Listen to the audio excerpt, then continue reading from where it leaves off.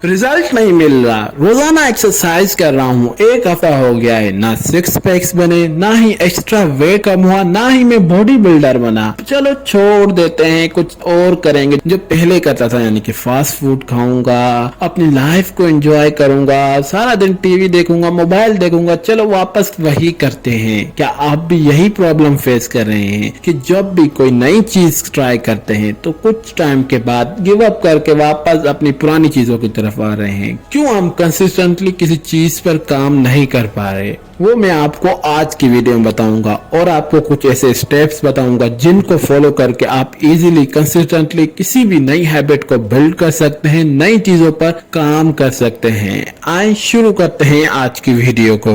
Topic की तरफ जाने से पहले मैं आपसे एक सवाल पूछता हूँ, ईयरली पैकेज, साल का पैकेज मंथली पैकेज से हाफ रेट में क्यों होता है कि अगर आप पूरा साल हर महीने पैकेज लेंगे तो वो साल का पैकेज उन 12 महीनों से आधा क्यों होता है? क्या आपने कभी सोचा क्यों होता है? क्योंकि ये जो ब्रांड्स है वो ईयरली पैकेज इसलिए कम रखती है क्योंकि हम जल्दी गिव अप कर देते हैं। जैसे एक जिम है, उसकी हर महीने की फीस 1000 रुपए है, तो वो उनका जो ईयरली पैकेज होगा वो 6 से 8000 के दरमियान होता है। तो अब वो अपने ऊपर नुकसान क्यों ले रहे 4 से 5000 का? तो इसका जो सिंपल आंसर है वो ये कि हम लोग वहां पर पूरा साल जाएंगे ही नहीं। हम मुश्किल से 6000 के अंदर एक महीना भी जाए तो ये बड़ी बात है। क्यों हम एक महीना जाते हैं? इसके पीछे जो मेन रीजन है वो ये कि हमें एक दिन के अंदर हम अगर एक्सरसाइज करेंगे तो अगले दिन शीशे के सामने खड़े हो जाएंगे, देखेंगे कि हमारे अंदर क्या फर्क आया, क्या मैं वाकई बॉडी बिल्डर बन गया, क्या मैं फिट हो गया, क्या मेरा एक्स्ट्रा वेट गायब हो गया। हम अगले दिन ही जाकर शीशे के सामने खड़े हो जाएंगे और इसी वजह से जब हम हर एक दिन के बाद शीशे के सामने खड़े होंगे तो हम एक हफ्ता या फिर ज्यादा से ज्यादा महीने के बाद उस जिम को छोड़ देंगे। इस वजह से कि उन्हें पता है कि जो 90% लोग हैं वो अपने पहले महीने के अंदर ही गायब हो जाएंगे। हमारा प्रॉफिट ही प्रॉफिट होगा इस ईयरली पैकेज की वजह से। अब आते हैं कि क्यों हम कंसिस्टेंटली काम नहीं कर पाते। उसके पीछे जो मेन रीजन है वो ये कि हमारा जो गोल्स होते हैं, जो हमारा विजन होता है किसी काम को करने का, वो बहुत गलत होता है, वो राइट वे में नहीं होता। जैसे अब मुझे बुक पढ़नी है तो हमारा गोल क्या होगा कि मैं एक बुक पढ़ूंगा या फिर 2 बुक्स पढ़ूंगा, उसके बाद मेरे से बड़ा कोई फिलोसोफर ही नहीं होगा, मैं बहुत बड़ा स्कॉलर बन जाऊंगा, मैं लेक्चर पर लेक्चर दूंगा 2 बुक्स पढ़ने के बाद। ये हमारी थिंकिंग होती है। इसी वजह से जब हम एक या फिर 2 बुक्स पढ़ लेते हैं तो फिर हम अगली बुक की तरफ नहीं बढ़ पाते, हम गिव अप कर देते हैं कि हमें कोई रिजल्ट ही नहीं मिल रहा, ये फिजूल चीज है, चलो इसे भी छोड़ देते हैं, गिव अप कर देते हैं। आपका ये जो गोल है कि मैं मोटिवेशनल स्पीकर बन जाऊंगा एक बुक पढ़ने के बजाय, ये गलत है।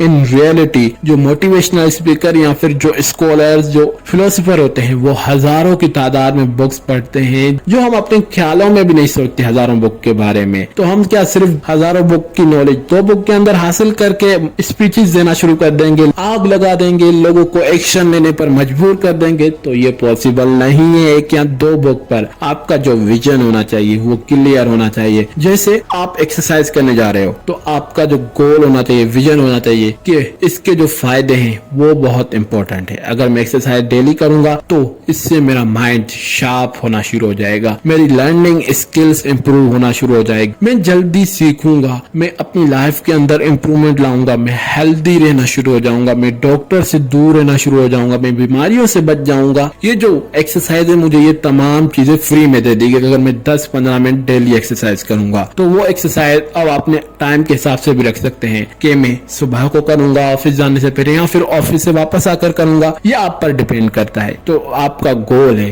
विजन है, वो आप क्लियर बनाएं, इस तरह बनाएं कि आपको उसके फायदों के बारे में पता चले, ना कि आपका ये हो कि मैं शो ऑफ करने के लिए अगर एक्सरसाइज कर रहा हूं तो मेरा 6 दिनों के अंदर, 1 महीने के अंदर 6 पैक्स आ जाएंगे, मैं बॉडी बिल्डर बन जाऊंगा। तो ये इतना इजी नहीं है। जो दूसरा पॉइंट है कंसिस्टेंसी बिल्ड करने के लिए वो है कि अपने ऊपर ओवरलोड ना डालें, ज्यादा बोझ ना लें। अब मैं आपको एक एग्जांपल देता हूं। जैसे एक इलेक्ट्रिक बोर्ड है, वो 3 प्लग्स को इलेक्ट्रिसिटी देने के कैपेबल है। तो अब अगर आप उसके अंदर 10 प्लग लगाओगे तो क्या वो सही से काम करेगा? वो सही से काम करने के बजाय उसके अंदर आग लग जाएगी, वो आपकी वायरिंग को खराब कर सकता है। इसी तरह आप क्यों अपने ऊपर ओवरलोड ले रहे हो जब आप उतने कैपेबल ही नहीं हो कि आप इतना ज्यादा कर सको? हम जो सबसे बड़ी मिस्टेक करते हैं वो ये कि जब भी हम कोई काम स्टार्ट करते हैं हैं तो हम उसके स्टार्टिंग में इतना ज्यादा काम करने की कोशिश करते हैं कि हम जब कुछ अरसे के बाद जब वो सक्सेसफुल भी होने वाला होता है तो हम गिव अप कर देते हैं। क्यों?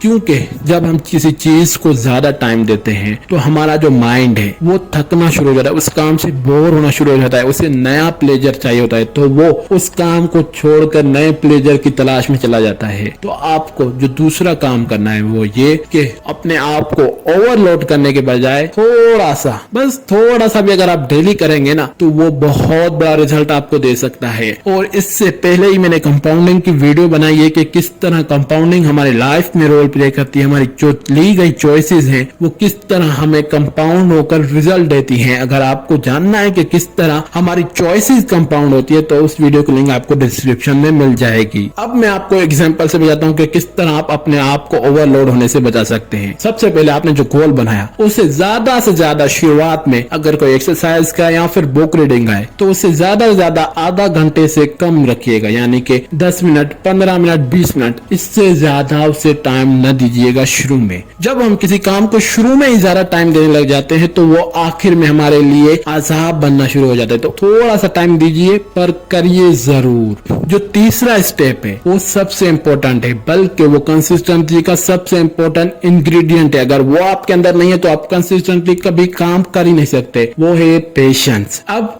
हम क्या करते हैं, अगर हम कोई काम नया शुरू करते हैं, जैसे नया कोई बिजनेस किया या फिर यूट्यूब पर वीडियोस बनाना शुरू कर दी, तो हम क्या चाहते हैं कि आज वीडियो अपलोड की, कल मिलियंस पे चली जाएगी, कल ही मेरे पास पैसे आने शुरू हो जाएंगे, मैं वायरल हो जाऊंगा, मैं फेमस हो जाऊंगा एक ही वीडियो से। ये हमारी थिंकिंग चल रही होती है, पर ऐसा पॉसिबल नहीं है। ये सिर्फ कुछ लोगों के साथ होता है जो बहुत ज्यादा लकी होते हैं, जिनकी पहली वीडियो वायरल हो जाती है। पर जो मेजोरिटी है उसकी वीडियोस टाइम लेती है, वो बहुत ज्यादा मेहनत मांगती है, उसके बाद जाके वो किसी मुकाम पर पहुंचते हैं, मिलियंस व्यूज आना शुरू हो जाते हैं। तो आपको अपने अंदर पेशेंस रखना है कि शायद आप जो वीडियोस बना रहे हैं वो अगली वीडियो आपकी शायद वायरल हो जाए। ये जब आपके अंदर थिंकिंग आ जाएगी तब आप कंसिस्टेंसी नहीं छोड़ पाओगे, क्योंकि आपको लगेगा, आपके अंदर डर होगा कि शायद अगली वीडियो वायरल हो जाए, शायद अगली वीडियो वायरल हो जाए। इस तरह करते करते आप अच्छी तरह सीखना शुरू हो जाओगे।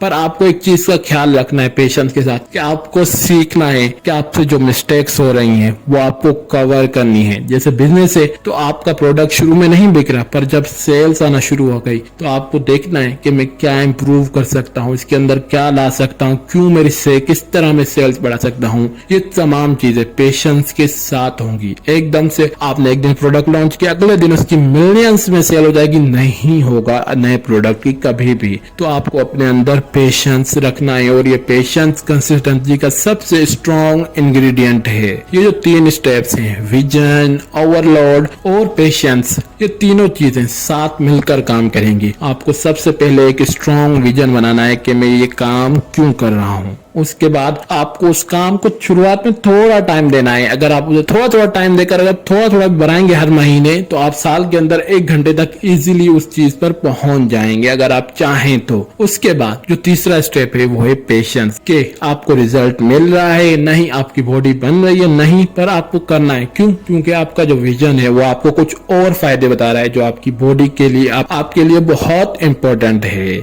अगर आप सक्सेस चाहते हो तो कंसिस्टेंसी को अपना दोस्त बना लो। आज की वीडियो में बस इतना ही। अगर वीडियो अच्छी लगे वीडियो को लाइक कीजिए, चैनल को सब्सक्राइब कीजिए, अपने दोस्तों के साथ जरूर शेयर कीजिए। वीडियो में जो बात आपको अच्छी लगी उसे कमेंट कीजिए। वीडियो देखने के लिए थैंक्स।